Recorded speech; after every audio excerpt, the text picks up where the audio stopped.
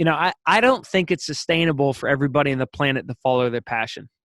We found what we were passionate about, ended up dedicating our life to it because we happened to be in whatever kind of privileged position we were in at the time. But now that we're running a company about it, we start to lose the passion, right? It can happen.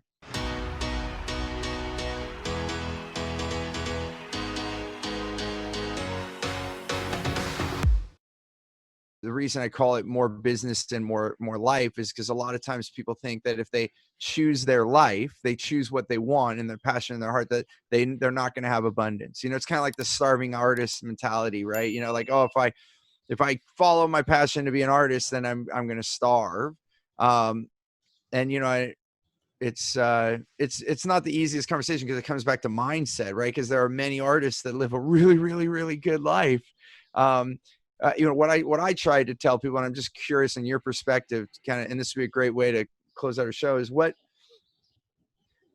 I'm convinced that when you do follow your heart, that it does come together, and I've proved it time and time again from all different kinds of industries. But how do you see it? Like, if someone's sitting there and they're like, I know what I want to do, but then I should just keep doing what I'm doing, making money. What do you usually tell people?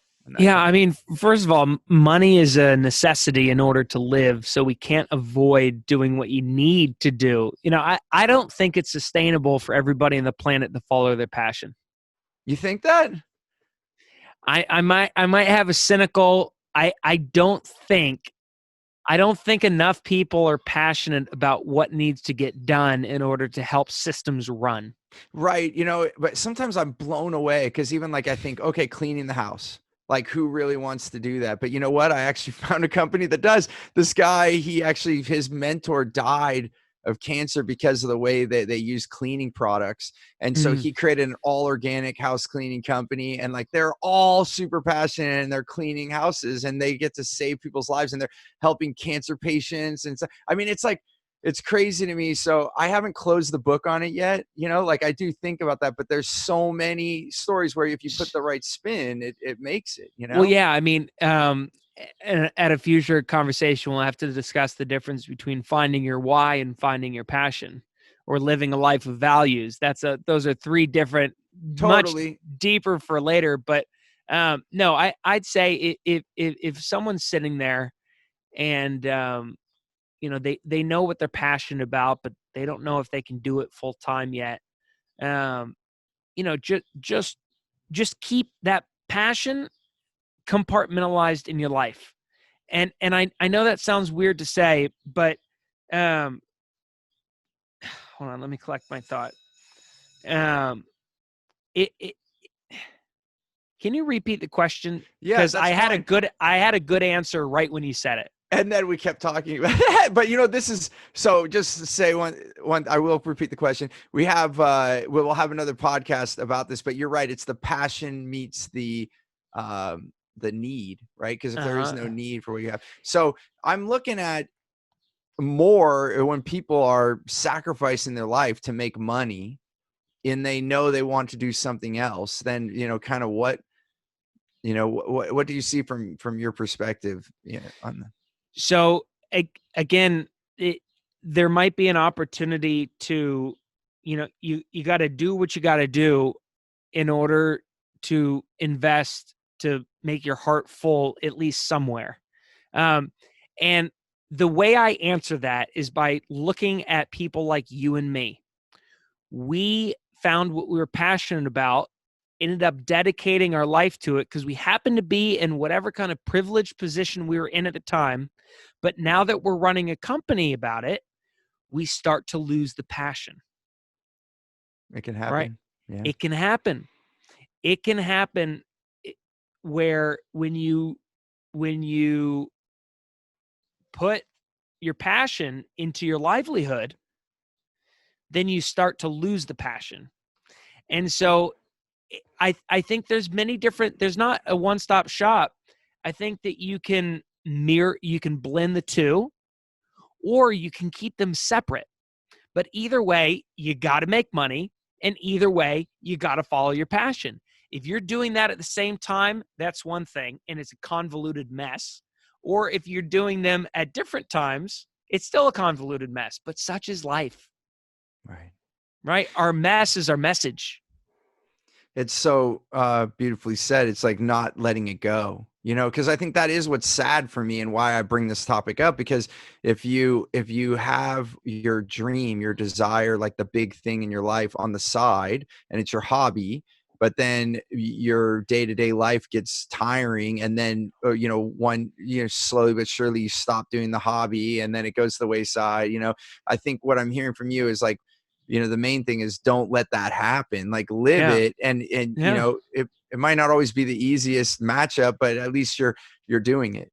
And most people overestimate what they can accomplish in a year, but underestimate what they can accomplish in 10. If you keep doing something that you're passionate about, that single thing on a daily or a weekly or a monthly basis, whatever it is, over the course of a number of years, maybe one day you'll wake up and actually be the best in the world at what it is you're passionate about. And then, yes, you could actually monetize it.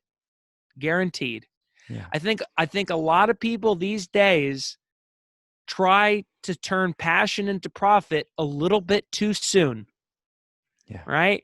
You grew one plant. Well, now you're an expert at growing plants and you're going to build a course around it. Right? You ran marketing.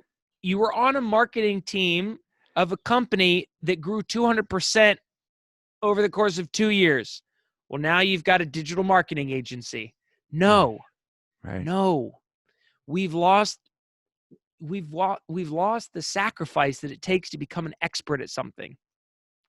Yeah. Or even if it is sacrifice, I pick at that word, but it's the apprenticeship type model. Like, to that, but I'm with you. Like, to have the time to put it in there. And at what level, just being real about it, I think, because, I look at like martial arts, and even the younger belts teach the younger belts, right? So it's not always the black belt teaching the white belt. So, but know where you lie in that pool and not put yourself at a black belt when you're just, I don't know what the other color would be, like a yellow belt, right? So it's like, it's all relative, right? We can all be teachers to a certain extent. So the person that did plant the one plant, they could definitely teach the person that's planted no plants.